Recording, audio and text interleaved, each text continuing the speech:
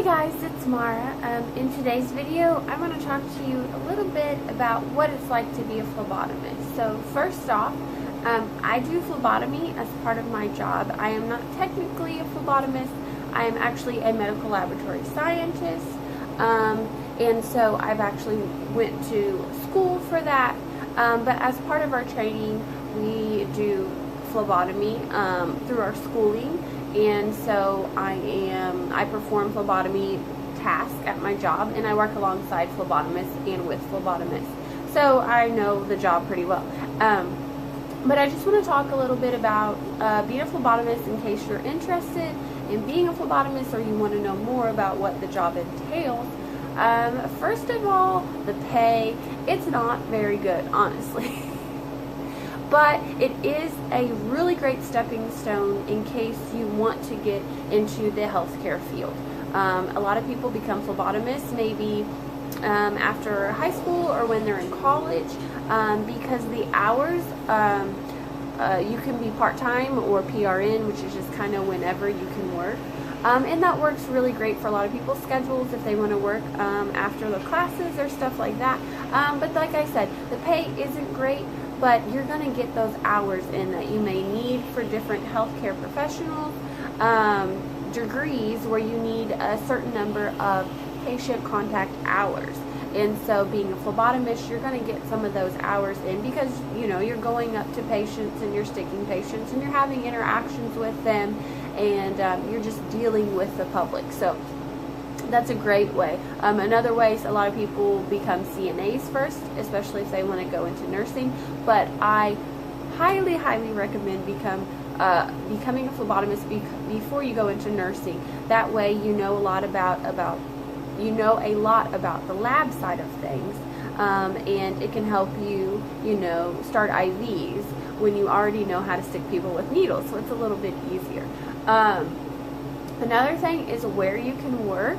So a lot of phlebotomists work in hospitals, maybe in, sometimes they are specifically just down in the ER, or they're in the actual laboratory, and some are just for like outpatient draws where people just come into the hospital and they have to get labs done from their doctor. There's also clinic phlebotomists, which obviously they work at a clinic. Sometimes CNAs draw phlebotomy draws, but sometimes a clinic specifically has a phlebotomist that does all their draws. Same way with like Quest or LabCorp, they'll have phlebotomists when you go there to get your labs drawn. Obviously somebody's got to draw your labs. And so there's a couple of different places where you can be employed. I mean, even private physicians' offices, they're not exactly a clinic, but they may have a phlebotomist there too, so people can get their labs drawn. What else do I want to talk about? So with being a phlebotomist, you are going to get a lot of patient interaction. So it helps to be kind of that outgoing personality. Now, laboratory people in general aren't really known for being very extroverted. I mean, I guess, pretty extroverted. Everybody's a certain level of introvert and extrovert. But not being a super, super big introvert can help you when you're doing phlebotomy because you have that patient interaction. And, sometimes people are really nervous. It can be young people, it can be old people. It doesn't matter the age. When somebody's coming at them with a needle, that, not everybody's super excited about it. It's just like going to the dentist. A lot of people have just this in their head that it's going to be awful, So it helps if you have a cheerful personality, if you're just able to talk about whatever kind of subjects.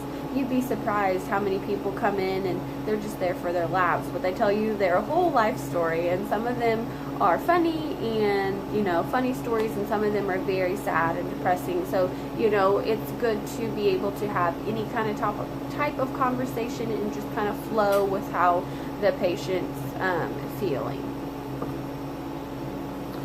Something else to consider are the hours. So, like I said earlier, if you work in a clinic, it may be like 7 to 5 or 9 to 5 or something like that. Clinic hours are usually pretty regular. Now, we're seeing more and more clinics that are open extended hours, so it may be open more into the evening, but you know, for the most part, they're usually open about 8 hours. Now, if you work at a hospital, there's a lot of shift work. So our shifts go from, it changes a little bit, but like my shift is 5:30 to 6. So we work 12-hour shifts. So a lot of phlebotomists usually work about 8 hours, but some hospitals you may work a 12-hour shift. So keep that in mind. Clinics, you know, you're probably not going to work weekends, but you may not get extra money because of that shift differential, which is just usually there's a morning shift, an evening shift, and an overnight shift if there are 3 shifts instead of 2 shifts. In some places, some hospitals compensate. And lastly, I want to talk about the hardest part of the job. And I would definitely say that's sticking children, especially babies. Right when they come out, a lot of times they have issues. They may think they're septic from the mom or something like that. And it's just really hard, first of all, just to find veins on little teeny tiny babies. But also they're just helpless, and they cry, even when they're, you know, a year old. It doesn't matter. For the most part, unless they are in that much pain that when you stick them, then they're just like, well, I'm already hurt, so it doesn't matter. But for the most part, you know, and you'd be surprised how strong little 1-year-olds can be, and it sometimes takes more than one phlebotomist to stick them. So it's, you know, it can be traumatizing for the patient, not just, you know, for little babies, obviously, for them. But for the actual phlebotomist, you just get emotionally drained dealing with it. And so, yeah, there are downsides to the job. But overall, I like the patient interaction. And we're just helping people figure out what's wrong with them. So, if you guys have any questions, comment down below, and I will try to answer them. Check out some of my other phlebotomy videos. And I will see you guys later. Bye.